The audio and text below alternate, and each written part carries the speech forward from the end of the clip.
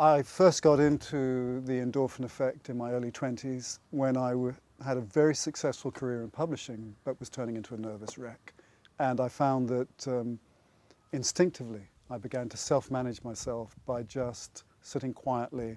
And as I sat quietly, just doing nothing except being quiet, I noticed that the feelings in my body changed. What I didn't know at the time was that those feelings in my body were related to the actual chemistry of the hormones and neuropeptides that move through everybody's body. So for example, when you're in stress, there's cortisol and adrenaline, but when your body goes into sensations of relaxation and well-being, then the inner opiates, the endorphins, begin to be triggered and move through your body.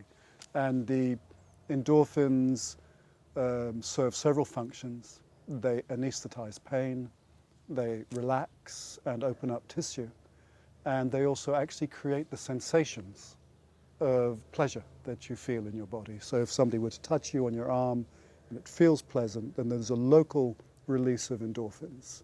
And I got more deeply into it over the decades. So what you're saying is that the chemicals in your body change from time to time depending on what? Well, your chemicals in your body do indeed change all the time. If you're hungry, then obviously you then have running in your body hormones of hunger.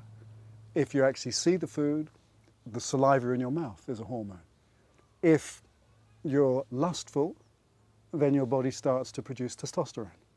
If you're stressed or frightened, you start to produce cortisol, adrenaline. The body is described by some researchers in the field as a chemical stew. So you'll know, for example, that you can feel both happy in one part of yourself and stressed out in another part. And what the endorphin effect is about is learning precisely how to self-manage your own chemistry. And in this case, to steer your chemistry away from the constricting, tense tissue that comes with many overwhelming situations, or simply just keeping up with modern life, and being able to manage your chemistry into one where, under your control, whenever you want to, including in situations of stress, there are a few techniques that you can quite easily use that will change the chemistry in your body and your mood.